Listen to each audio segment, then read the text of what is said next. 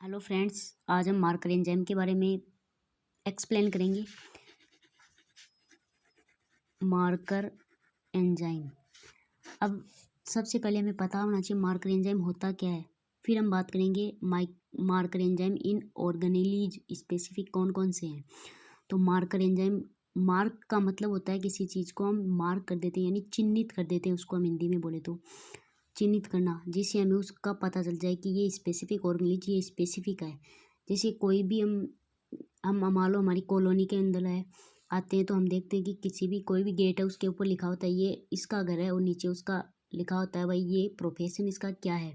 तो हमें पता चल जाता है कि ये लॉयर ये है, कोई भी लॉयर ABC ये है, तो हमें मतलब इसका पता चल जाता है। तो इसी तरह से मार्कर एंजाइम होते हैं सेल के अंदर, जो हमें स्पेसिफिक सेल ऑर्गेनेलिज के बारे में बताते हैं। हम उनको सेपरेट कर सकते हैं आसानी से उन एंजाइम्स के आधार पर।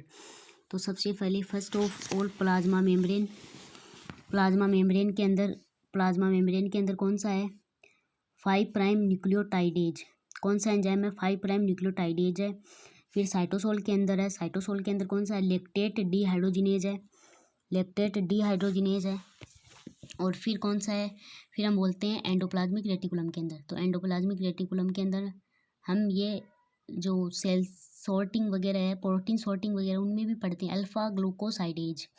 फिर गोल्जी कॉम्प्लेक्स के अंदर हमें पता है ग्लाइकोसिल ट्रांसफरेज है, और दूसरा एक और है थायमिन पायरोफॉस्फेट। लाइसोसोम में एसिड फॉस्फेटेज है, क्योंकि एसिड मोस्टली प्रेजेंट होता है। प्रोक्सीसे में कैटालेज है।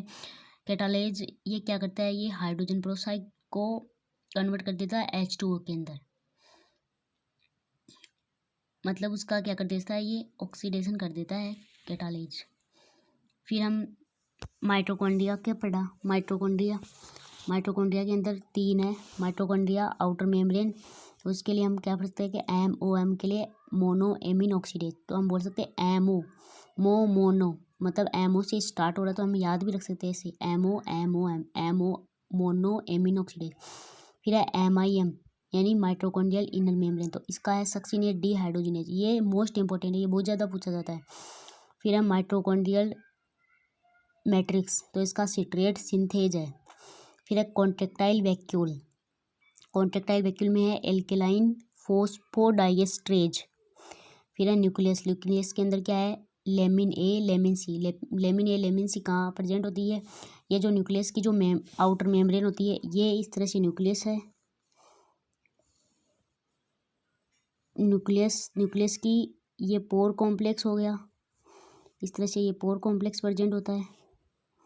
तो न्यूक्लियस की मतलब ये मेम्ब्रेन है, इनर मेम्ब्रेन, इसके नीचे की तरफ लेमिन प्रेजेंट होते हैं, लेमिन पाए जाते हैं। ये क्या होते हैं? इंटरमीडिएट फिलामेंट्स होते हैं। तो ये भी ये क्या मार्कर एंजाइम की तरह वर्क करते हैं न्यूक्लियस के अंदर। Thank you. पसंद आए तो शेयर करना। All the best.